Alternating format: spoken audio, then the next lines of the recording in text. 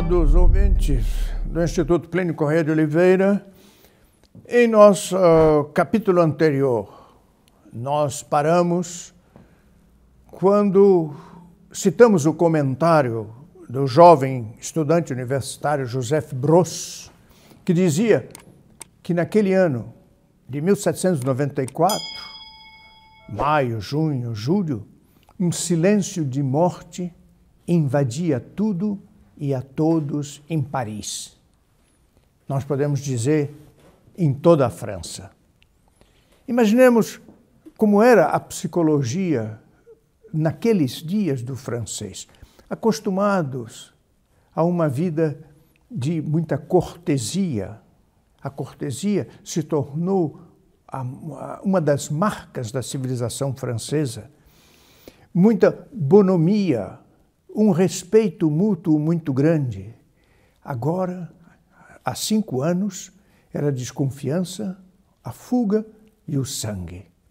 A nobreza já tinha escapado da França em grande número. Lá ficaram burgueses e as classes menos favorecidas foram as que mais sofreram, porque a Revolução pedia sangue.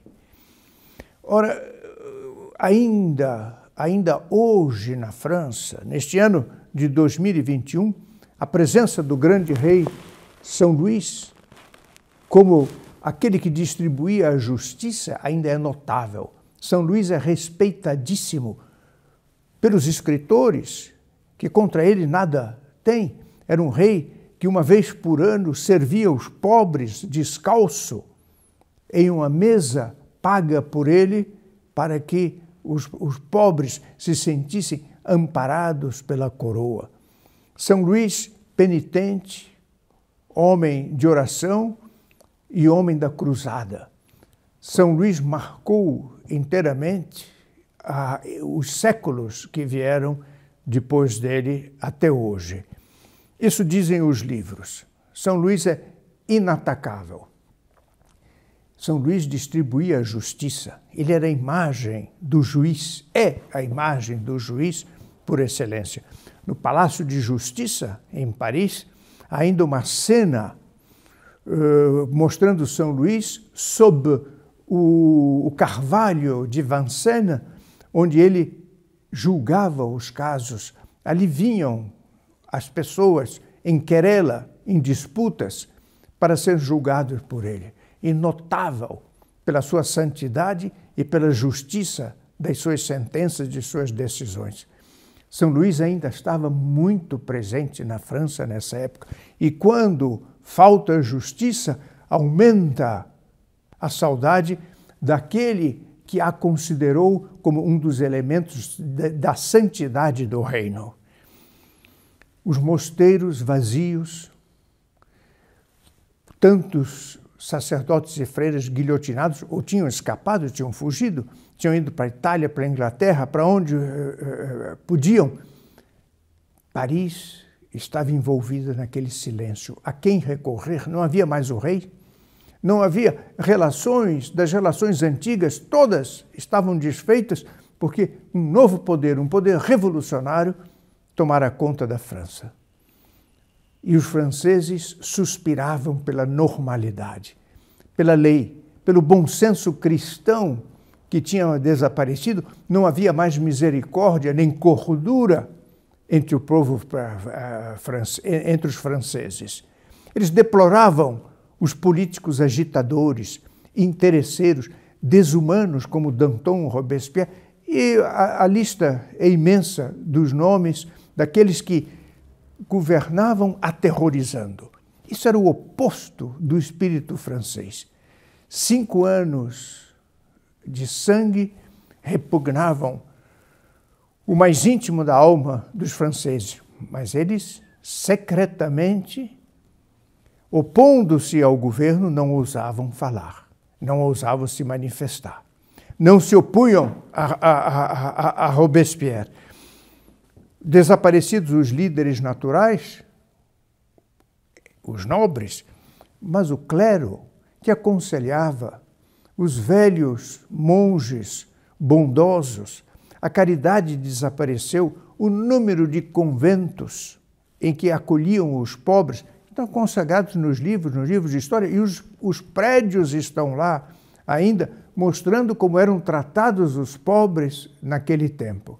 Isto tudo desaparecera, e o rei estava morto. Alguns fatos, outros fatos, entre muitos já dados, para trazer aos nossos olhos o que era a situação naquela época. Quanto mais humilde, mais sofria o francês. Não porque os nobres tinham contatos, já acabo de dizer, os contatos estavam desfeitos, não havia governo favorável, não havia administração favorável. E todos eram perante a lei, que lei? Uma lei sanguinária que mudava de um dia para outro, todos estavam à mercê da guilhotina. Marc Bardier é um dos exemplos, jovem francês, que vendo que as repartições públicas não funcionavam mais direito na França, porque os antigos funcionários tinham sido postos para fora ou mortos, um dia ele ousa dizer: os novos funcionários são os patifes. Denunciado por um espião, Marc Bardier morre na guilhotina. Uma outra, doméstica viúva, 72 anos de idade. Era Françoise Bridier. Ela foi denunciada por uma vizinha invejosa que avisou a polícia que, estranhamente, ela tinha um número de tecidos, rolos e rolos de tecidos, de seda, de lã em seu quarto. O que significava isso? Seria para fazer roupa secretamente para os que eram contra a Revolução Francesa? Acusada, sem direito de defesa, ela é morta. Um documento impressionante que está no Arquivo Nacional, os Arquivos Nacionais da França, foi deixado à memória de um sacerdote, o padre Salamon.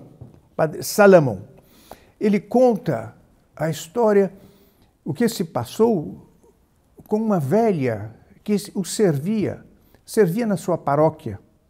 Mas o serviço da paróquia, ele sozinho, não era grande coisa. Ela servia também famílias da nobreza, porque de 72 anos ela tinha antiga educação, ela conservara o bom gosto, o senso da compostura e da etiqueta ao preparar as mesas, as festas que eram dadas, seja na paróquia, seja nas casas da nobreza. Ela trabalhava, então, na época da Revolução, além de servir o padre Salamon, ela trabalhava na casa da duquesa de La Rochefoucauld. A nobreza tinha embarcado no iluminismo. O iluminismo era a filosofia da Revolução Francesa. É o iluminismo que justificava esses crimes e esses desmandos dos quais nós estamos falando. As ideias vinham de Rousseau, Jean-Jacques Rousseau, vinham de Voltaire.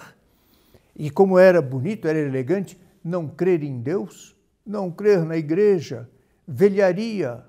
Eles foram aderindo à filosofia das luzes, deixando a religião, deixando a piedade, deixando a antiga caridade para ornar-se com os argumentos muito inteligentes de Voltaire, inteligentes, mas péssimos, que traduziam uma filosofia anticristã.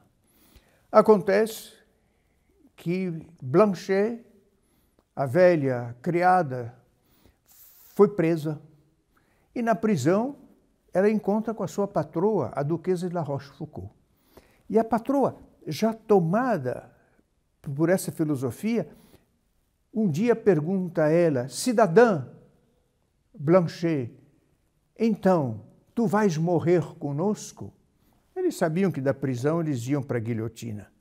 E não era a única nobre, não era a duquesa de La Rochefoucauld. Havia ali marquesas e condessas, damas de companhia da duquesa.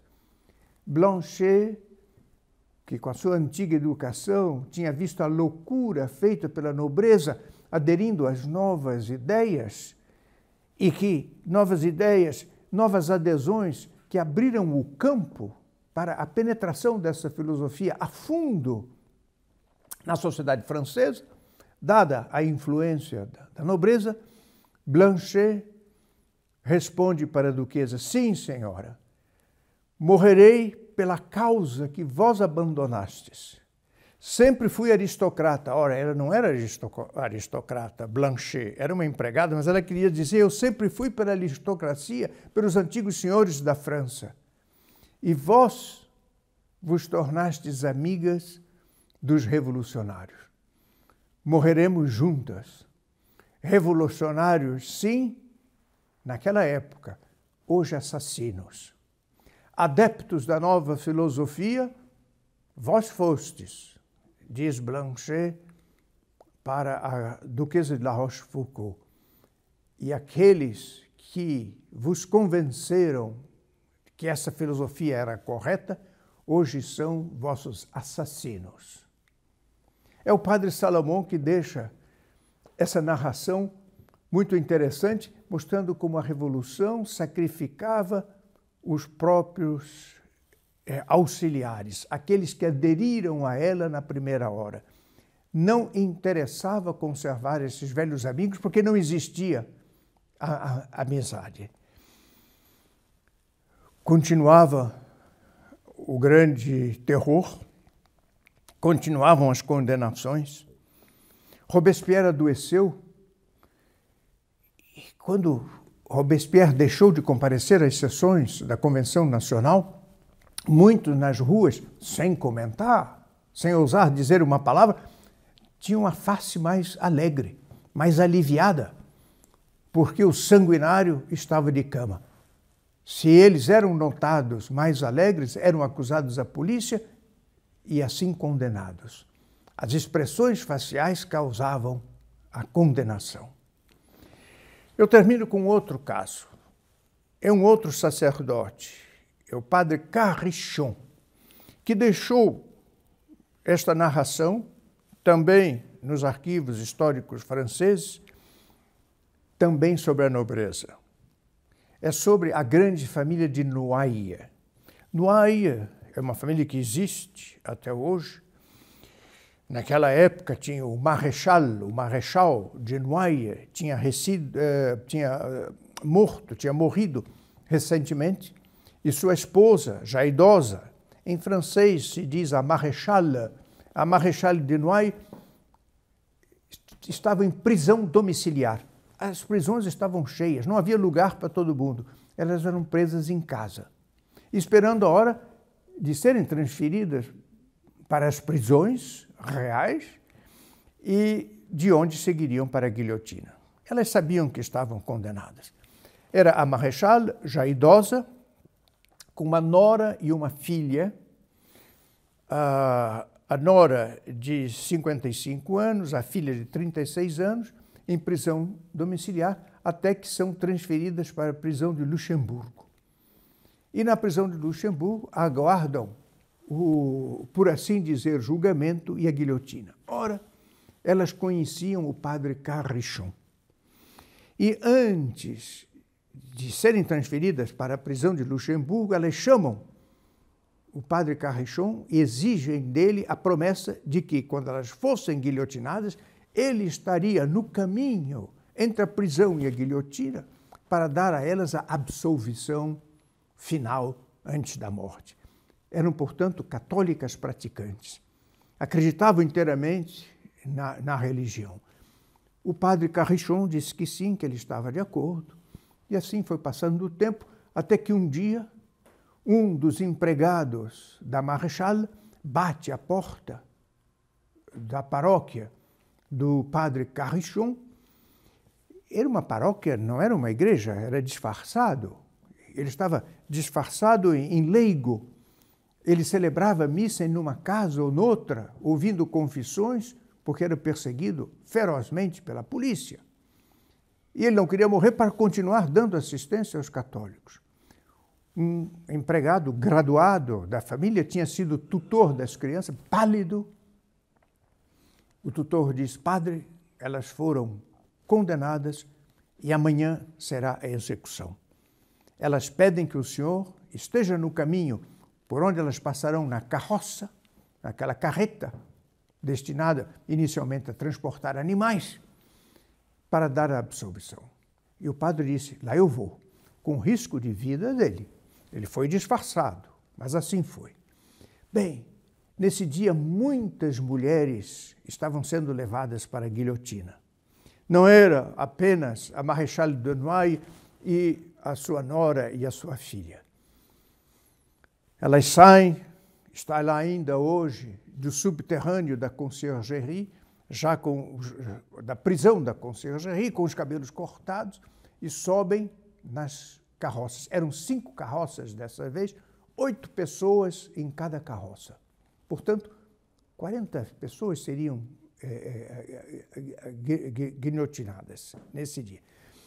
E ele as vê e não pode fazer sinal. E ele nota que elas procuram preocupadas. Alguém perto dele, uma pessoa do povo, diz: olha como elas estão nervosas, não param de olhar. Ele não diz nada. Sabiam que elas estavam procurando. Até que vem a ordem e as carroças partem naquele cortejo pela rua Saint-Honoré, como nós já vimos, em caminho da Praça da Revolução, onde estava a guilhotina, e elas não o viram. Ele toma um atalho e vai esperá-las adiante para ver se elas o viam, porque para a absolvição geral era preciso que elas vejam o sacerdote, e que o sacerdote as veio. Ora, era o dia 22 de julho, verão, na França. Aqui no nosso Brasil é inverno. Lá era verão, quente. Arma-se uma tempestade muito grande e cai. Essa tempestade certamente foi um sorriso da providência àquelas 3 que não pediam mais sequer pela vida, mas pediam pela morte, desejando uma boa morte, desejando a absolvição geral. Com essa chuva pesada, os guardas a cavalo que acompanhavam as carretas, eles se refugiam, eles querem escapar da chuva. Eram pagos, sabiam que aquela revolução era feita por pessoas desonestas, não se preocupam em fazer a guarda sob a chuva. É quando o padre Carrichon se aproxima da carroça delas e elas o veem. Elas sorriem, muito contentes, se inclinam piedosamente em atitude de oração e ele lhes dá a absolvição. Elas fazem um sinal de agradecimento e assim partem, já estavam próximo da guilhotina. Chegam, são postas em fileira dupla de costas para a guilhotina, para que elas não vejam a morte e o sangue. Em se tratando de muitas senhoras, elas podiam ficar apavoradas e começar a gritar e querer fugir. O primeiro a ser guilhotinado é um homem. Tinham muito poucos homens nessa fornada da guilhotina, como eles diziam. Magro, alto, muito calmo, com uma face bondosa, diz o padre Carrichon, e ele é posto na guilhotina. Eram os 3 barulhos surdos que se ouviam. Ele é deitado numa prancha móvel, com as mãos atadas nas costas e a prancha elevada até a posição necessária sob a lâmina. É o primeiro ruído surdo. O segundo ruído é uma espécie de canga que baixa em madeira para prender o pescoço, a fim de que eles não se movimentem pelo instinto de vida, querendo escapar da lâmina. E o terceiro é da lâmina que cai. Tudo isto demora menos de 2 minutos. A Maréchale, corajosamente, ela foi a 5ª ou a 6ª, se despede da nora e da filha e com elegância e calma, com a alma limpa pela absolução recebida, ela é guilhotinada. Silêncio. Mas não era o fim. No dia seguinte, 58 outras pessoas seguiriam o mesmo caminho. Este era o fundamento da República.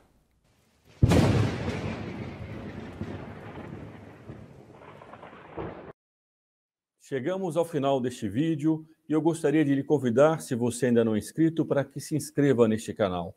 Essa inscrição é uma reação de pessoas que, como você, estão preocupadas com o Brasil e com o futuro da civilização cristã. Se você quiser ser avisado dos novos vídeos, entre no nosso canal no Telegram ou no Twitter. Os links para o Telegram e o Twitter do Instituto estão aqui na descrição deste vídeo. Além disso, também nessa descrição, além de vários links importantes, há o link para o grupo Articulação Brasil. Se você quiser receber alguns benefícios específicos que nós separamos para essas pessoas que fazem parte desse grupo, dê uma olhada neste link e veja aquilo que você receberá ao mesmo tempo que permitirá essa ação que nós estamos desenvolvendo no Brasil. Entre esses benefícios está a missa todos os meses celebrada na sua intenção e de seus familiares. Também, na minha opinião, a melhor revista de cultura católica do Brasil, que é enviada ao seu endereço, ao endereço que você indicar, que é a revista Catolicismo. Tudo isso e muito mais aqui nesse link do Grupo Articulação Brasil. Dê uma olhada. Aqui ao meu lado começam a aparecer alguns vídeos recomendados. Dê uma olhada também nesses vídeos, compartilhe entre seus amigos. Muito obrigado, viva Cristo Rei e Sua Mãe Maria Santíssima.